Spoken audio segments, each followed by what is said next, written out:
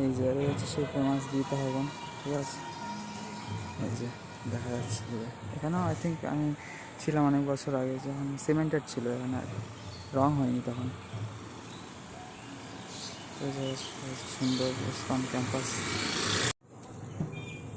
তো এই যে এদিকে তো বংশীয় ঈশ্বরদান ভবন, আর এই যে গীতা ভবন, খুব সুন্দর পথ। আর এই যে ওইদিকে তো টিওপি আছে, মানে গীতা ভবনের সামনে থেকে ভালো দেখা যায় আর কি। আর এই যে এটা হচ্ছে ঈশ্বরদান ভবনের গেট, আর এই যে সুন্দর পথ। আর এই পিছন দিকটা মনে হচ্ছে একটু কাজ চলছে, এই যে এক সাইডে বা পিছন দিকটা বলা যায়, ঠিক আছে। তো আমি রাত্রে এসেছি, কোনো দিনের বেলা আসিনি এখন এখানে। আর এই যে এটা নাকি এখানে মানে ডব্লিউটিসির বাস দাঁড়িয়ে রয়েছে, বলো 300 টাকা নেয়। যাই হোক, যেমনটি বলছিলাম কলকাতা বা ধর্মতলা থেকে এখানে বাস চলে মায়াপুরে। আর এই ঈশ্বরদান ভবন আমাদের বন্ধুরা। আর এই যে চারিদিকটা খুব সুন্দর বেশ। আর এই যে আমাদের ঈশ্বরদান ভবন খুব সুন্দর, খুব রয়্যাল প্যালেস আর কি, আর খুব কস্টলি। এখানকার মধ্যে সবথেকে কস্টলি ভবনের মধ্যে একটা, এই যে বন্ধুরা, ঠিক আছে। আর এই যে এখানকার কিন্তু সুন্দর গার্ডেন ঈশ্বরদান ভবনের সামনে, এই যে সব কি সুন্দর দেখুন, ভগবানের ফুল সব।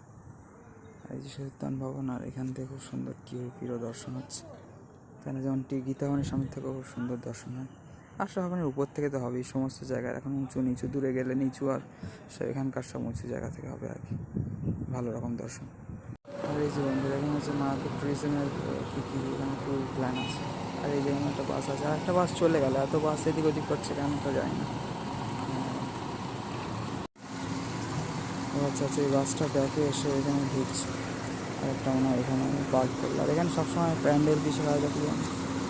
আর এই মায়াপুর সেবা আমাদের প্রিয় দেখা যাচ্ছে সুন্দর। এই যে বন্ধুরা, এখানে দেখুন সবসময় কি বাঁশ প্যান্ডেল, সবসময় শুধু কাজ চলছে এখানে, কিছু না কিছু মানে প্যান্ডেল হতেই রয়েছে। আর এই যে এটা দিয়ে গেলে চৈতন্য ভবন কথা হবে না আমাদের রুম তাড়াতাড়ি। এখানে একটু আপনাদের মন্দিরের দিকটাও দেখাই, কিছু দেখানোর আছে আপনাদেরকে। চলুন, স্টোরেজও কম খুব। তো বন্ধুরা হচ্ছে এখানে হচ্ছে দেখতে পাচ্ছেন যেমনটি মন্দিরের সামনের এরিয়া, ঠিক আছে। টিওপিও দেখা যাচ্ছে ভালো। আর এটা হচ্ছে সেই মন্দিরের সামনের আমতলা, এখানে খিচুড়ি প্রসাদ আপনারা সকালে বিকেলে পেতে পারেন, ঠিক আছে। আর এই যে সেই সংকীর্তন সেবা অফিস টাইপস আছে, যেটা চক্র ভবনের পরের বিল্ডিংটা আর কি। এর এখানে আর কি গিফট শপ, এই যে এখান থেকে বই কিনেছিলাম আগেরবার। আর এই সংকীর্তন কোচিং অফিস যেটা বলছিলাম, এটা এখানে এইসব বই টই প্রচার হয়।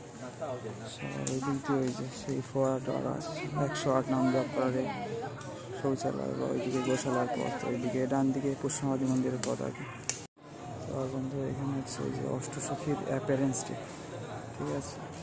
আর হচ্ছে মায়াপুর মন্দির, এই সামনেটা ঘিরে দিয়েছে যাতে ভক্তরা মনে হয় না ভিজে যায়, ঠিক আছে। তো এখানে সংকীর্তন গিফট শপও আছে, সংকীর্তন বিল্ডিং বলা যায় এটাকে।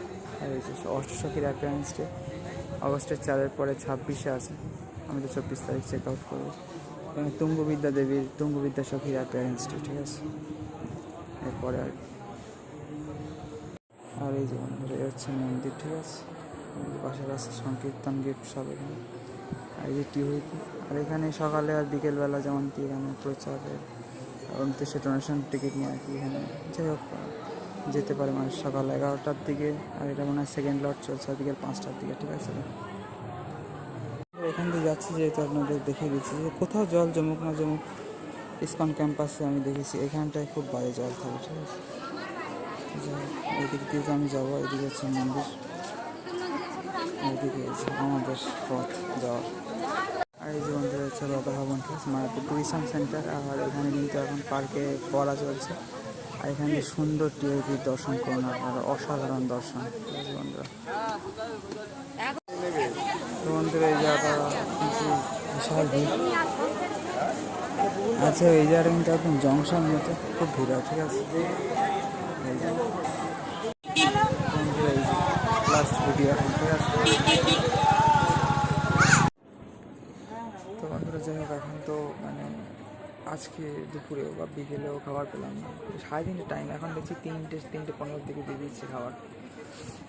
আগে তো দেখি 3:30 থেকে 4টেও বেজে যেত, অনেকক্ষণ দাঁড়িয়ে থাকতে হতো মাঝে মধ্যে।